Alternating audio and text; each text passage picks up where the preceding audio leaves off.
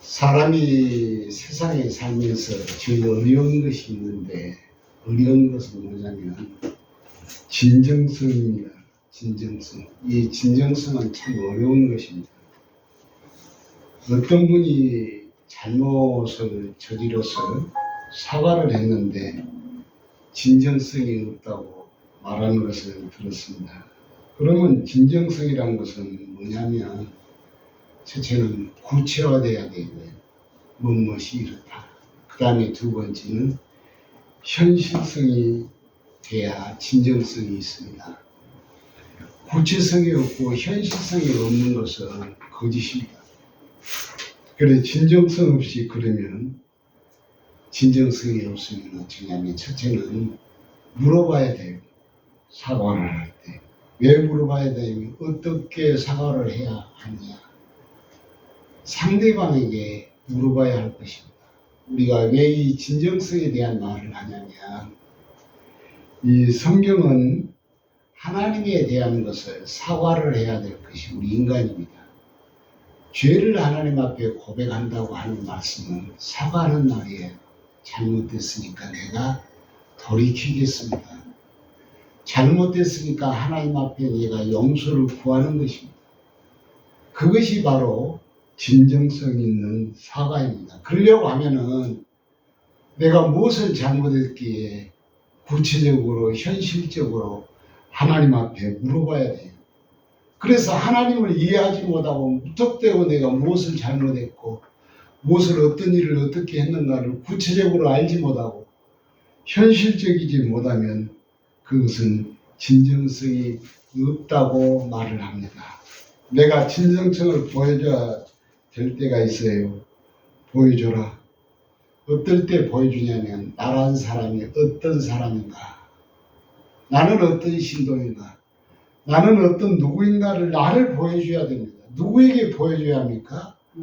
첫째는 자기 자신에게 보여줘야 돼요. 내가 어떤 사람인가를 내 자신을 속이는 사람이 다 속이기 시작합니다.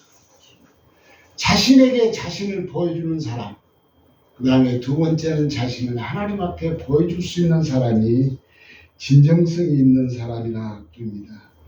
내가 가지고 있는 감정은 어떤 감정, 나에게 가지고 있는, 내가 가지고 있는 감정은 어떤 감정이고, 내가 하나님 앞에 내가 가지는 하나님께 대한 감정은 어떤 것인가. 하나님은 인격적인 하나님이시기 때문에 감정을 아셔요. 그 다음에 생각은 어떤 생각을 가지고 있는가. 그 다음에 내가 생각 속에, 우리가 삶 속에서 어떤 판단을 하고 있는가, 주님과 하나님과의 어떤 관계를 내가 가지고 있는 것인가를 보여주는 것이, 그것이 진정성이라고 그럽니다. 거기서 세월이 사람의 값을 보여줍니다. 진정성이 있는 사람은 지나보고 나면은 그 진정성의 값을 보여줘요. 진정성이 있는 사람은 일괄성이 있습니다. 일괄성이 있다는 말이 무슨 말인지 우리는 이해하셔야 돼요. 이 진정성은 일괄성이라고 하는 얘기하고 일맥상통합니다. 저는 최고의 신도는 누구냐? 최고의 성도는 일괄성 있는 사람이라고 합니다. 일괄성 있는 사람. 일괄성 있고 한결같은 사람을 진정성 있는 믿음이라고 성경이 그렇게 말해놨습니다. 변수가 많으면 일괄성 있는 성도가 아닙니다. 진정성 있는 성도가 아니에요. 오늘 이랬다가 내일 또 바꿔지고, 오전에 있다가 오후에 또 바꿔지는 사람, 또 5년 좀 다니다가 또 수틀리면 다른 노동으로 바꾸는 사람, 그건 진정성이 없어요. 일관성이 없는 사람입니다. 그 어떤 교회 시무에 보니까, 제가 갔던 오래된 교회만, 100년 이상 된 교회만 제가 세 군데를 갔는데, 그거에 보니까 5대가 한 교회를 꾸준하게 다닌 걸 봤어요. 5대가. 이 쉽지 않은 일입니다. 한두 사람이 아니라 그 많은 사람 중에서 가장 추측을 이룬 사람. 이 사람들은 솔직한 게 진정성이 아니라 변수가 없고 오랫동안 하나님 앞에 진정성이 있는 일관성을 말을 합니다. 할아버지가 일관성이 있고 아들이 일관성이 있고 손자가 일관성이 있고 그 진정성 있는 신자입니다. 내가 믿음으로 하나님과의 관계할 때 어려움이 많습니다. 교회를 섬길 때는 어려움이 많이 있어요. 이 세상에 어려움이 없는 교회는 이 세상에 존재하지를 않습니다. 우리는 예측 가능한 사람, 이 사람은 틀림없는 사람이라 믿을 수 있는 사람, 그 사람의 행동과 행실을 보면 믿을 수 있는 사람, 그것이 바로 일관성 있는 사람, 진정성 있는 신자라고 말을 합니다.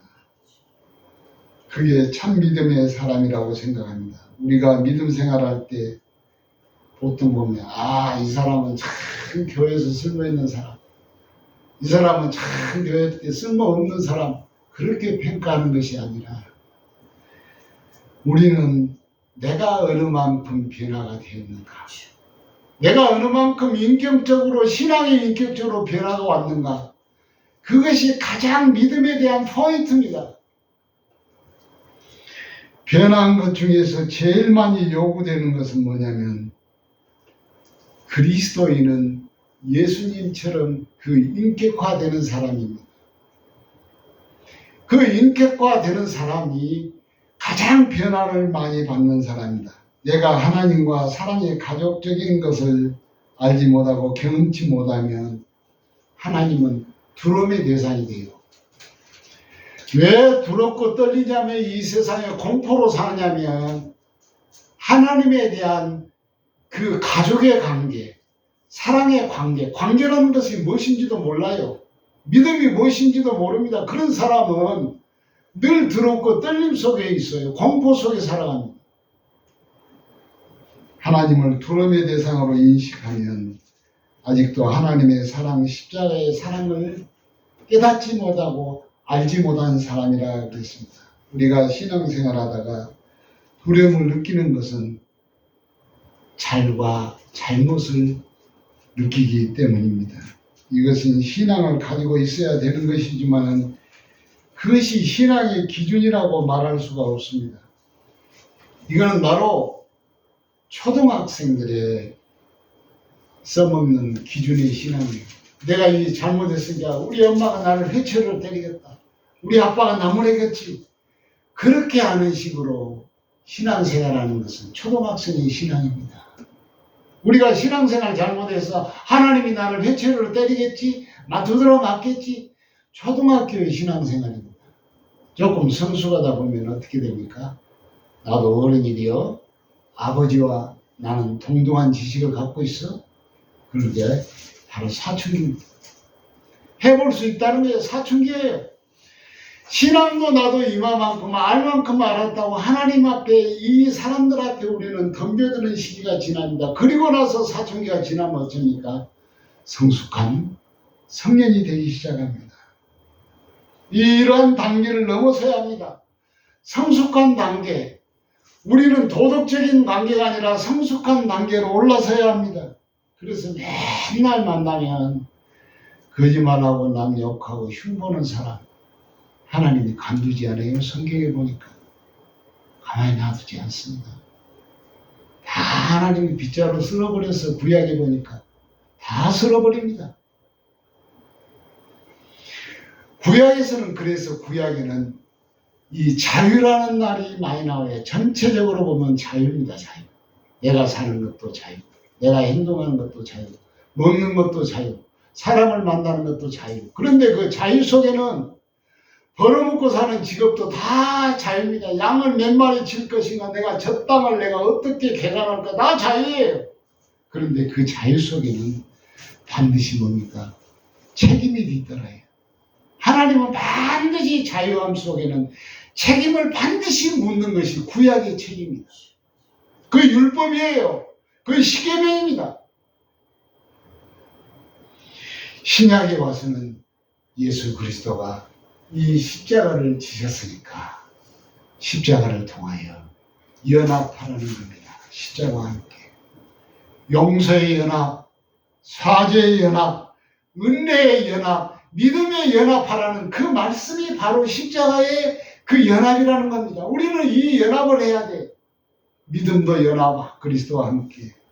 은혜도 주님과 함께 연합해야 되고, 사죄도 주님과 함께 용서함을 연합해야 되고, 우리는 이 모든 것을 스스로가 만들 수가 없어. 그리스도와 함께 연합하는 자, 그리스도와 함께 살아가는 사람이, 이 사람이 진정한 크리스찬입니다. 담대함이 있습니다. 이 세상을 담대하게 해칠 수 있는 그런 믿음이 있다는 것입니다. 이 믿음을 뭐냐면 내가 너희에게 만들겠다는 것이 오늘 요지의 말씀이에요. 이 내가 이러한 믿음을, 담대한 믿음을 예수 그리스도처럼 그런 인격자로 내가 너희를 빚어나가면서 만들겠다는 겁니다. 이 오늘 말씀에 보니까 빌레몬서라는 말은 사람의 이름인데, 빌레몬이라는 사람은 이 고대 시대에 아주 부자인 사람이에요. 오늘날의 부자는 말도 아니지만 그보다 더 부자인 사람입니다. 고대 부자들은 어떻게 삽니까? 양이 수천 마리, 수만 마리야. 하녀들이 많소. 시녀들도 많아. 부인들도 수십 명이. 금도 많고 은도 많고 부족할 것이 없어요. 그 사람이 누구냐면 빌레몬입니다. 빌레몬. 그래, 이 빌레몬을 이서에게 편지를 편지 형식으로 보내는, 하나님의 말씀을 그대로 적어서 보내는 사람이 바울 사도입니다.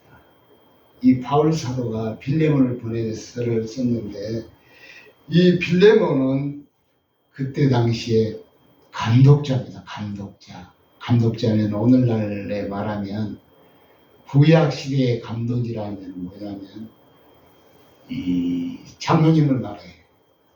구약 시대 감독이라는 것은 목사를 말합니다. 그래서 여러 수천 명, 수만 명의 사람이 있는데 그 지역 사회의 감독자예요. 지도자입니다. 이 빌레몬이 그런 지도자고 돈도 많은 사람인데 이 빌레몬의 집에서 예배를 드렸어요. 예배를 열심히 드렸습니다. 그래서 구약에는 예배를 드린 사람이 최고의 장입니다. 우리나라 같은 대통령이. 지금도 그런 나라 많습니다. 필리핀에도 부족에 하니까 그 사람이 대통령, 입법, 사법, 행정을 다 가지고 있었구나. 제가 간 섬에는 여자가 가지고 있더라고요. 젊은 여자가. 다 가지고 있어. 또 아프리카에 가면 부족들이 다 가지고 있습니다. 그런데 이 빌레몬이 그러한 이 뭐냐면은 부자인데, 이 빌레몬서는 글자를 씌어보니까 몇 글자냐, 원서에 보니까 335자밖에 안 돼요. 짧은 편지행으로 쓰여졌습니다. 1세기의 로마 제국 시절에 이 말씀에는 평등을 가장 강조했어요. 인간은 높고 낮는 것이 아니다. 평등을 말했습니다. 그런데 여기 나온 인물이 누구냐면 오네시모라고 하는 인물인데, 이 사람은 하인입니다. 하인인데, 하인이란 말은 뭐냐면 오늘날 같이 그런 수종드는 하인이 아니라 하인이 재산입니다. 재산. 소나 말이나 돼지나 염소나 닭처럼 재산이에요. 사람이 사람을 재산을 가지고 있어.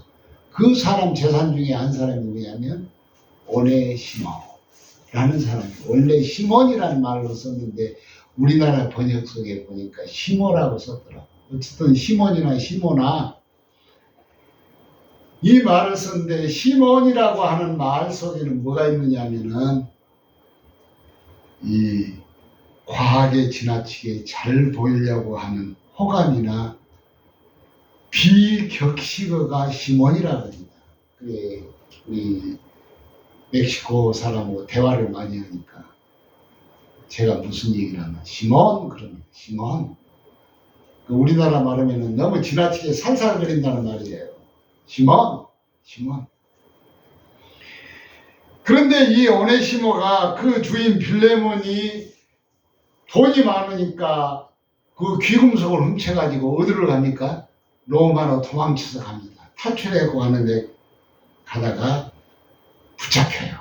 그래가지고 옥중을 갑니다. 옥중에 가서 누구를 만납니까? 바울 사도를 만나. 그래가지고 회심을 합니다. 예수를 믿게 돼요. 바울 사도가 이는 내 믿음의 아들 신복이라고 말합니다. 그러면서 사랑받는 형제라고 부르면서 형제로서 빌레몬에게 따뜻하게 맞아주라. 형제로 맞아줘야 될 것이지 하인이 아니다. 네 재산이 아니라는 거예요. 풀어달라는 거예요. 그래서 이 구절을, 이 말씀을, 빌레몬의 말을 제일 많이 인용한 사람이 누구냐? I have a dream이라는 연설을, 맹연설을 하신 마르틴 루터 킹 목사님이 이 빌레몬서를 가장 많이 인용을 했어요.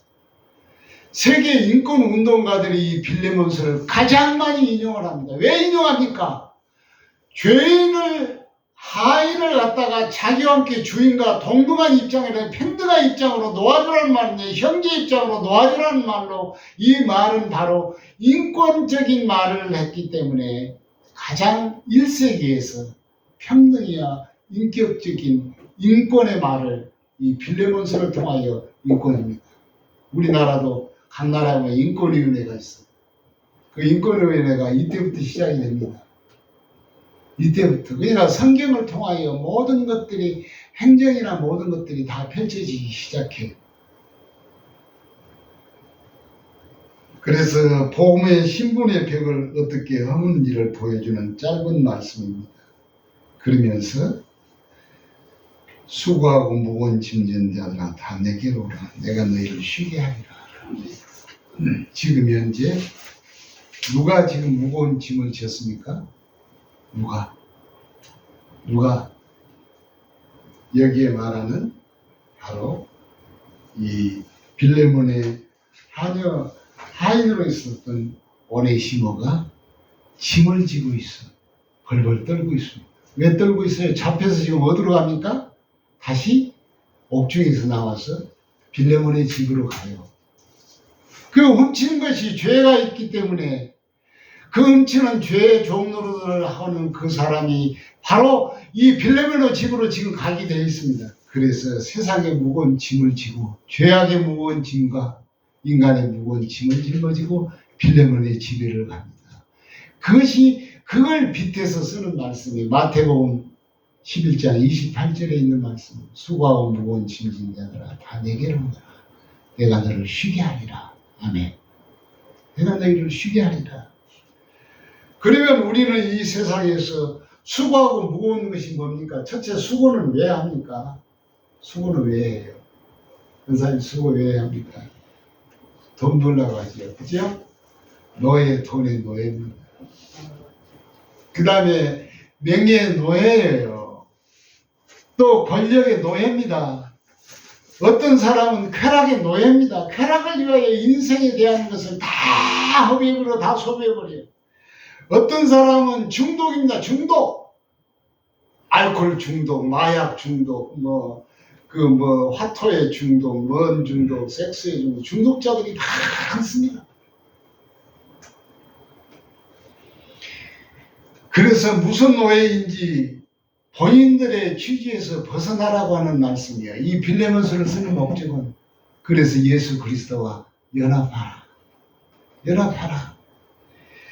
십자가에 함께하지 못한 것이 바로 오네시모입니다.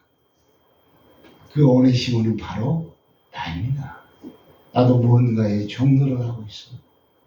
무엇 관계에 잡혀 있어. 그러면 안 된다는 겁니다. 자유함을 얻으라는 겁니다. 그래서 빌립보서 1장 20절에 같은 맥락을 쓰였는데 우리는 예수 그리스도의 수고를 들어서 십자가와 함께 연합적인 삶을 살다. 이 말씀입니다. 오늘 말씀을 마치려고 합니다. 세계적인 축구선수 메시입니다. 메시는 골을 넣을 때마다 뭐래요? 잔디밭에 앉아서 기도를 확 하면서 눈물을 흘립니다. 이 메시는 11살 때 이 무서운 병에 걸렸습니다. 성장 호르몬의 결핍증을 걸려가지고 성장하지를 않아요. 11살의 나이가 꼬마인데 키가 안 커. 그런데 어머니 아버지가 확실한 예수 믿는 사람입니다. 본인도 예수 믿는 사람. 그때 당시 요즘에는 성장 호르몬이 싸지만 그때 당시는 어마어마하게 비쌌습니다. 주사 한 대가 어머니 아버지의 노동일 해가지고 한 대 맞으면 끝이요. 그러면은 그 주사를 얼마만큼 맞아야 합니까? 거의 다 매일 맞아야 돼. 옛날에는 약효가 적으니까. 20 몇 년 전만에. 그래서 기도하고 또 기도합니다. 누가 기도합니까? 메시가 기도해요. 어린 메시가. 하나님, 나를 불쌍히 여겨주세요. 나를 어떻게 합니까? 나를 어떻게 합니까? 그런데 한 3년 후에 기도하는 중에 어떤 섬나라의 메시를 입양을 합니다. 그곳에서 부자인 사람이 메시에게 성장 호르몬을 줍니다. 밤마다 그곳에 가가지고 자기가 자기 허벅지에 성장 호르몬 주사를 주는데 주사 맞는 것이 하루 이틀이 아니라 얼마나 고통스럽습니까? 신장병 환자들도 이 피가 걸려서 혈액 수혈을 하는 사람들을 보니까 꽂을 데가 없더라고. 보니까. 그런데 매일같이 이렇게 꽂는 그 주사 자국이 얼마나 많게 이루 말할 수 없는 고통인데 그보다 더 큰 고통이 있는데 뭐냐. 어머니 아버지를 떠나서 타지에서 지구의 반바퀴 타향살이에서 외로움과 그리움 속에서 보냅니다. 성장을 하는 그 메시는 그 얼마나 눈물을 흘리면서 베개 속에 베갯잎의 눈물을 뜨거운 눈물로 그렇게 세월을 보냅니다. 그런데 이 소녀는 기도함으로 인해서 더 근육이 단단해지고 성장하기 시작합니다. 20년이 지나는 메시는 그냥 메시가 아니라 세계에서 가장 유명한 독보적인 축구의 황제입니다. 축구의 황제로 태어납니다. 최고로 증명된 사람 바로 이 메시입니다. 그래서 부록의 나이에 맞이한 오늘의 무대에서 한번 불멸의 신화를 썼습니다. 성장을 멈출 뻔했던 작은 소년이 세계적인 축구사의 거인이 돼서 그래 그는 영화로 찍습니다. 나는 하나님 앞에 하나님이 나를 눈에 안 보이고 손에 안 잡히고 발에도 없지만은 하나님이 나와 함께하는 것을 나는 증명한다는 겁니다. 자기가 증명하러 다녀요. 온 세계를 다니면서 그 영화로 이제 제작이 된다고 합니다. 하나님이 살아계심을 나는 증명한다. 우리나라 선수 중에 추신수 야구 선수도 마찬가지입니다. 이 독실한 크리스찬이에요. 아마 야구 프로야구 선수 중에서도 아마 가장 재산이 많은 선수로 알고 있어요. 얼마나 믿음이 좋은지요. 우리는 메시를 통하여서 많은 사람이 위로를 받는다고 합니다. 환자들이 수고하고 무거운 짐 진다더라. 원래 뜻은 호이코스라고 하는 말인데 지친다는 말이에요. 인생에 지친 자에게 하나님이 함께 가자고 일어나키면서 평안을 주시는 하나님이십니다. 노예 사람의 재산의 목록에 있던 절망적인 사람 오네시모와 같은 육신을 절망적으로 도망을 가서 감옥에 갇힌 자 오네시모는 하나님이 살려주시는 사람이 죄인을 연합으로 인하여서 평등한 형제로 맞이합니다. 빌레몬이 형제로 맞이하게 됩니다. 우리는 하나님이 주시는 이 평안은 위로는 희망은 한순간이 아니에요. 사람이 주는 이 순간은 위로하는 것은 한순간이에요. 잠깐입니다.